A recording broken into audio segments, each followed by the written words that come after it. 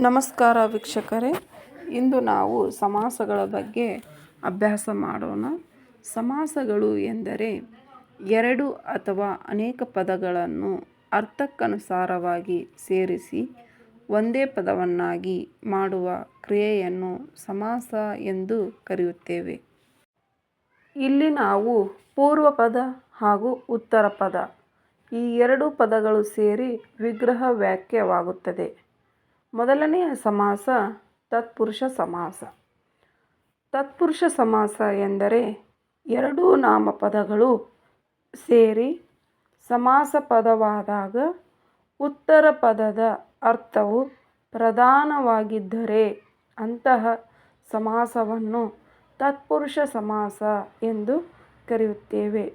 ಇಲ್ಲಿ ಉತ್ತರ ಪದ ಪ್ರಧಾನವಾಗಿ ಇರಬೇಕಾಗುತ್ತದೆ. ಅದು ಹೇಗೆ ಪ್ರಧಾನವಾಗಿರ್ತವೆ ಎಂಬುದನ್ನು ಉದಾಹರಣೆಗಳ ಮೂಲಕ ನೋಡ್ತಾ ಹೋದರೆ ನಮಗೆ ತತ್ಪುರುಷ ಸಮಾಸ ಸರಳವಾಗಿ ತಿಳಿತಾ ಹೋಗುತ್ತದೆ.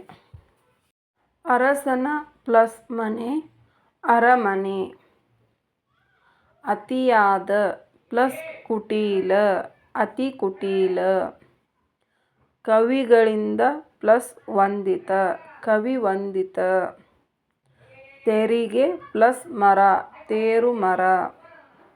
ಬೆಟ್ಟ ಪ್ಲಸ್ ತಾವರೆ ಬೆಟ್ಟದಾವರೆ. ತಲೆಯಲಿ ಪ್ಲಸ್ ನೋವು ತಲೆನೋವು. ಸಂಜೆಯ ಪ್ಲಸ್ ಕೆಂಪು ಸಂಜೆಗೆಂಪು. ಮೇಲಿನ ಪ್ಲಸ್ ಅಂತಸ್ತು ಮೇಲಂತಸ್ತು. ಕವಿಗಳಿಂದ ಪ್ಲಸ್ ವಂದಿತ ಕವಿವಂದಿತ. ಪರರ ಪ್ಲಸ್ ಧನ ಪರಧನ.